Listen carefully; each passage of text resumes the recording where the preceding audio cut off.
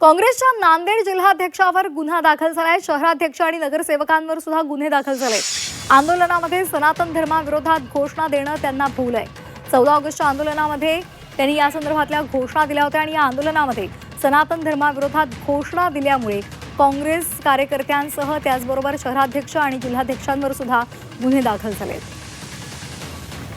मल्लिकार्जुनजी खरगे साहेब यांच्या झारखंड इथे झालेल्या घटनेच्या निषेधार्थ आम्ही नांदेडला पक्षाच्या वतीने निषेध आंदोलन त्या ठिकाणी केलेलं होतं आणि त्या आंदोलनामध्ये काही कार्यकर्त्यांनी अनावधानाने काही विशिष्ट धर्माच्या नावावर चुकीच्या निषेध घोषणा त्या ठिकाणी दिलेल्या होत्या।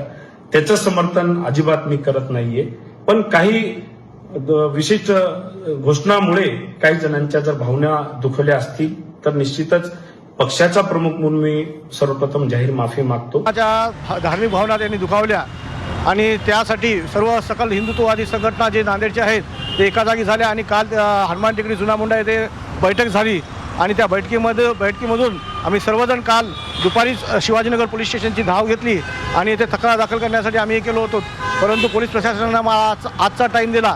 आज दुपारी 12 वाजता टाईम दिला होता आणि आज 12 वाजता आम्ही सर्व सकल जेवढे हिंदुत्ववादी संघटना आहेत नांदेडमध्ये ते सर्व आज 200 ते 300 संख्याच्या याच्याने आम्ही इथे आलो आणि दुपारी 2 वाजता इथे आम्ही त्या जे नारे दिले त्यांच्या विरोधामध्ये गुन्हा दाखल केला।